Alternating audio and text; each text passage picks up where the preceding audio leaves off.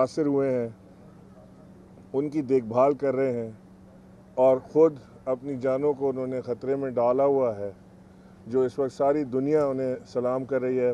मैं as governor Sindh मैं उन्हें अपना तहे दिल से सलाम पेश करता हूं और उनका शुक्रिया अदा करता हूं। मेरी ख्वाहिश है कि इस लॉकडाउन के दरमियान मेरी रोज़ मुलाकात होती है ट्रेडर्स से, इंडस्ट्रियलिस्ट से,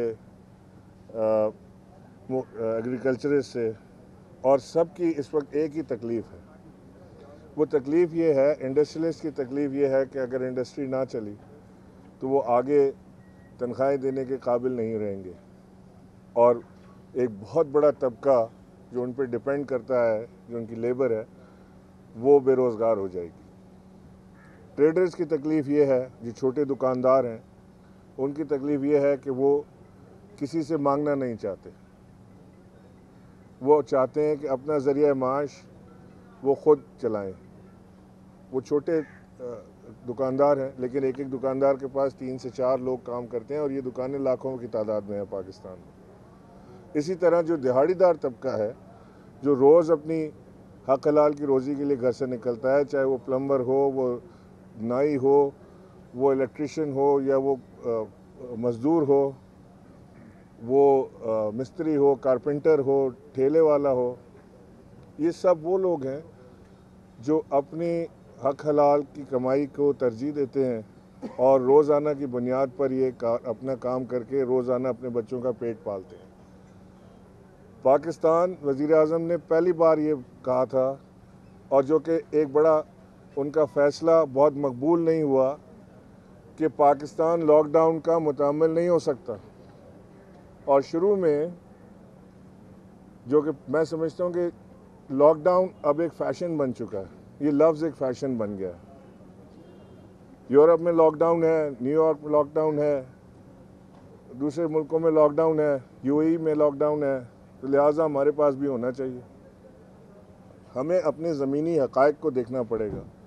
ये जिन ममालिक के मैंने आपसे नाम लिए, वहाँ कच्ची बस्तियाँ नहीं हैं, वहाँ पर लोग बहुत कम हैं जो दिहाड़ीदार तबका होता है, हमारे पास बहुत ज़्यादा हैं।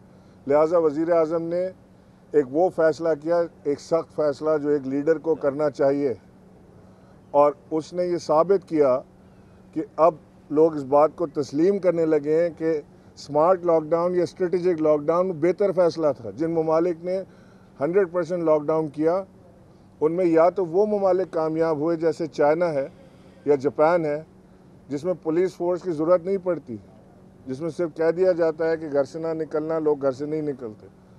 100 हज़ार बिलियन लगाए गए हैं अपने मुल्क में कोरोना से लड़ने के लिए। पाकिस्तान सिर्फ $8 बिलियन लगा सका, वो भी बड़ी मुश्किलों से। अपने पेट को काट के ये पैसा इस जंग में लगाया गया। लिहाजा हमें हकीकत को देखना पड़ेगा कि हकीकत पाकिस्तान की मुख्तलिफ है। अल्लाह ने ख़ास अपना करम किया हुआ है पाकिस्तान पे, मैं इसका क्रेडिट किसी को नहीं देता। मैं समझता हूँ कि ये सिर्फ अल्लाह का करम है, मेरे मालिक का, जिसने पाकिस्तान को इस वबा से अब तक बचा के रखा है। जो दुनिया भर में हो रहा है वो पाकिस्तान में नहीं हो रहा, वजह मेरा रब जानता है। तो लिहाजा हम सबको मिलकर इस जंग से लड़ना है, चाहे वो सूबाई हुकूमत हो, वो पीपल्स पार्टी की गवर्नमेंट हो, या पाकिस्तान तहरीक इंसाफ की गवर्नमेंट हो। हमें वज़ीर आज़म को अपना लीडर इस जंग में बनाना है और वज़ीर आज़म ही इसका ज़िम्मा उठाकर आगे लेकर जा सकते हैं। ये नहीं हो सकता कि वज़ीर आज़म कुछ और कहें और सूबा कुछ और। ये कोई सियासत की बात यहाँ पे नहीं हो रही। यहाँ पर हम कोई पॉइंट स्कोरिंग नहीं करना चाहते। तो लिहाजा सबको एक साथ मिलके इकट्ठा होकर इस जंग से लड़ना पड़ेगा। थैलीसीमिया के मरीजों के लिए बिलखुसूस जो दावत इस्लामी ने काम किया, यूँ कहा जाए कि पाकिस्तान की तारीख का ये एक ऐसा काम है जो इससे पहले नज़र नहीं आया। दावत इस्लामी की इस काविश पर आप क्या कहेंगे? सिर्फ दावत इस्लामी ने बेइंतहा यहाँ से ब्लड डोनेट किया है, और जो शॉर्टेज आई थी ब्लड डोनेशन की थैलेसीमिया के पेशेंट्स के लिए, उसे बड़ी हद तक ब्रिज किया है। सिर्फ दावत इस्लामी ने ही नहीं, और भी ऐसी ऑर्गेनाइजेशन हैं जिन्हें मैं जानता हूँ जिन्होंने ये काम किया है। मैंने ख़ुद थैलेसीमिया के पेशेंट्स के लिए ब्लड डोनेट करके इस कैंपेन का आगाज़ किया था अपने गवर्नर हाउस से, और उसके बाद बहुत सारे लोगों ने उसको आगे लेकर चले। दावत इस्लामी भी इस काम में जुटी हुई है और ये कोशिश भी काबिल सताइश है। 10,000 से ज़्यादा बैग हम दे चुके हैं। कि सबसे पहले जो उलमाए कराम हैं उनकी जानिब से कुछ मिलकर प्रेस कॉन्फ्रेंस की गई कि जुम्मे समेत दीगर नमाज़ों को शुरू किया जाए मसाजिद में, जिसके बाद आपने भी इजलास बुलाया, सीएम ने भी इजलास बुलाया। आपको वहाँ पर क्या नज़र आया कि सबसे पहले उलमा को उस वक्त क्यों नहीं स्टेक होल्डर्स को एतमाद में लिया गया, जो वो जाके प्रेस कॉन्फ्रेंस करते हैं उसके बाद आपने एतमाद में लिया? सेकेंडली ये बताइएगा कि आपने ठट्टा, बदीन और दीगर जगहों पर भी विज़िट किया, कुछ स्टेक होल्डर्स का ख्याल है कि आपने SOPs को फॉलो नहीं किया, प्रोटोकॉल दिया और जो सिंध गवर्नमेंट की जितनी भी इकदाम थे उनको सबूताज किया। क्या राय रखते हैं आप? देखिए, नंबर 1 तो मैं आपको ये बता दूं कि उलमा का ये मसाजिद के या इज्तिमात को खोलने के लिए कोई प्रेशर नहीं था। ये खालिसतन हुकूमत पाकिस्तान का अपने उलमा के साथ मशावरत के बाद ये फ़ैसला है। तमाम उलमा ने हुकूमत पाकिस्तान के ऊपर इत्मीनान का इजहार किया था और उन्होंने कहा था जो आपका फ़ैसला होगा वो हमें कबूल होगा। आज जो उलमा के साथ मीटिंग हुई सुबह टेली कॉन्फ्रेंस से, गवर्नर हाउस में भी उलमा मौजूद थे और इस्लामाबाद में वज़ीर आज़म हाउस में उलमा मौजूद थे। मैं उस कॉन्फ्रेंस में था, वहाँ पर भी यही बात हुई। उलमा ने वज़ीर आज़म से कहा कि हमें आपके ऊपर पूरा भरोसा है, जिस तरह आप चाहें उस तरह फ़ैसला करें। जो फ़ैसला मसाजिद खोलने के लिए एतबार से लिया गया है वो बहुत सोच समझ के लिया गया है। ये बड़ी इम्पॉर्टेंट बात मैं आपको बता दूं कि वज़ीर आज़म ने उलमा से ये वादा लिया है कि मैं वज़ीर आज़म इमरान ख़ान पुलिस को इन्वॉल्व नहीं करूंगा इसको इम्प्लीमेंट करने के लिए। इसका ज़िम्मा उलमा ने उठाना है कि वो यकीनी बनाएं कि वो मदारिस में, मसाजिद में, इमाम बारगाहों में यकीनी बनाएंगे कि ये SOPs जो हम तय कर रहे हैं इसके ऊपर मनोअन अमल किया जाए। और तमाम उलमा ने बिल्कुल यक ज़बान होकर ये जो खान साहब ने ज़िम्मेदारी उनके ऊपर डाली है उसको उन्होंने लिया है और उन्होंने पूरा ज़िम्मा लिया है कि मसाजिद के अंदर, इज्तिमात के अंदर जो अहले तशी हज़रात के जो आगे जुलूस और महफिल होने लगी है उसके अंदर हर उस चीज़ का SOP का ख़ास ख्याल रखा जाएगा जो तय हुए हैं। जो 20 नुकात तय हुए हैं उन 20 नुकात का ख़ास ख्याल रखा जाएगा और ज़िम्मा उलमा के पास है। वज़ीर आज़म ने साफ कहा था, मैं फिर से बता दूं, कि मैं इस मामले में पुलिस को इन्वॉल्व नहीं करूंगा, नहीं करना चाहता, जिसके लिए उलमा कराम ने उनका शुक्रिया भी अदा किया। और मेरी तमाम उन नमाजियों से भी दरख्वास्त है कि खुदा के वास्ते हम एक महज़्ज़ब कौम हैं, हम अपने नबी सल्लल्लाहु अलैहि वसल्लम के पैरोकार हैं जिन्होंने हमें एक तरीके से जीना सिखाया है। अब वक्त आया है कि हम मुसलमान होने की हैसियत से तमाम दुनिया को ये करके दिखा दें कि हम बग़ैर डंडे के ज़ोर पे अपने उलमा की बात को पे लब्बैक कहते हुए, अपने वज़ीर आज़म की बात को मानते हुए जो रिस्क वज़ीर आज़म ने लिया है इसके ऊपर हम उन्हें सुखरू कराएं और हम तमाम SOPs को फॉलो करें।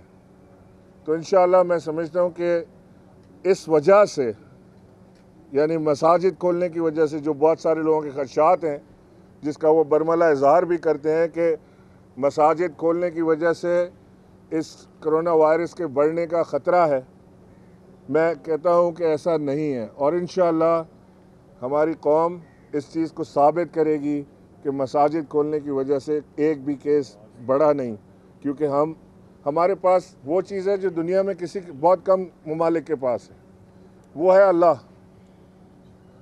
यूरोप के पास वो अल्लाह पे एतबार इतना नहीं रखते जितना मुसलमान ममालिक रखते हैं।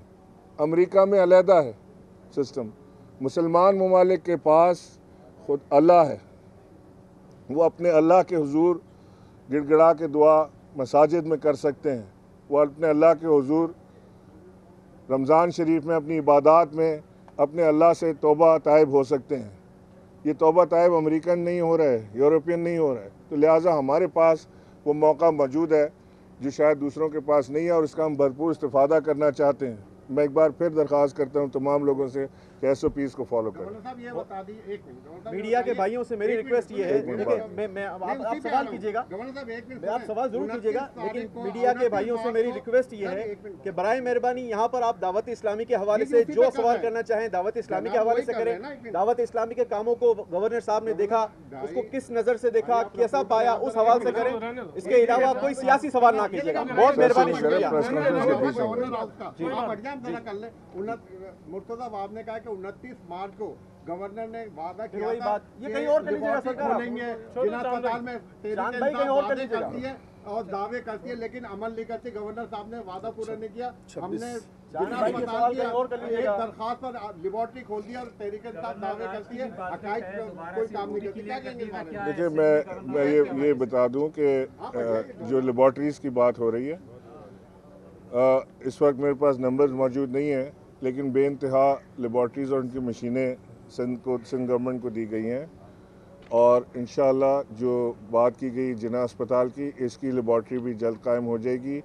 इसकी मशीनरी का इंतज़ार हो रहा है, जैसे ही मशीनरी पहुंचती है। इस वक्त दुनिया में शॉर्टेज है मशीनरी की।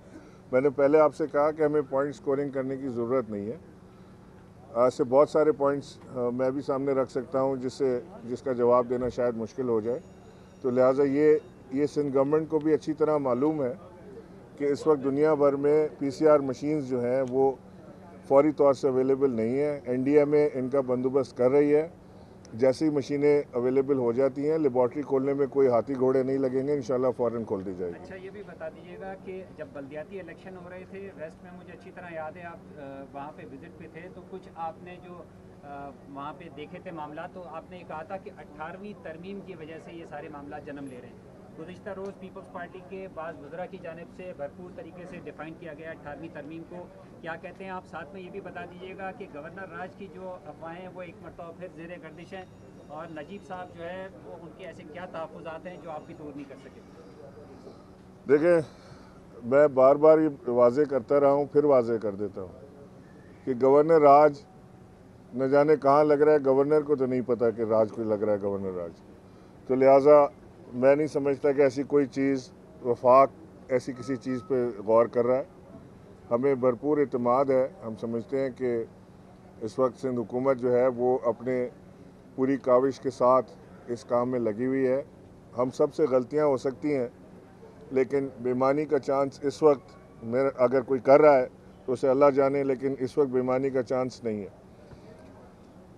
कई चीज़ों पे इत्तेफाक हो सकता है, कई चीज़ों पे ना इत्तेफाकी हो सकती है। मुझे सिंध हुकूमत के राशन तकसीम के ऊपर ना इत्तेफाकी हो सकती है, मुझे एतराज़ हो सकता है। मैं अपना एतराज़ वज़ीर आला से पहुंचा सकता हूं। वज़ीर आला को कोई किसी चीज़ पे वफाक की एतराज़ हो सकता है, वो मुझ तक पहुंचा सकते हैं, वज़ीर आज़म तक पहुंचा सकते हैं। ये हमारा हक़ है कि हम एक दूसरे की चीज़ों को तनकीद भी कर सकें, और लेकिन वो तनकीद जो है वो इस्लाही होनी चाहिए। तो इस्लाही तनकीद अगर कोई है तो ज़रूर बताएँ। कोई गवर्नर राज का इस वक्त वो चांस नहीं है। 18वीं तरमीम को कोई इस वक्त चैलेंज दरकार नहीं है, लेकिन ये बात अपनी जगह है कि 18वीं तरमीम के बाद सूबे जो हैं वो अपने फ़ैसले करने में काफ़ी हद तक खुद मुख्तार हो चुके हैं, और जहां सूबे फ़ैसला खुद करते हैं वहां उसके नताइज का ज़िम्मेदार भी सूबे को खुद ही होना पड़ेगा। ये नहीं हो सकता कि सूबा फ़ैसला खुद करे और ज़िम्मेदारी वफाक पर डाल दे। Thank you sir. Thank you.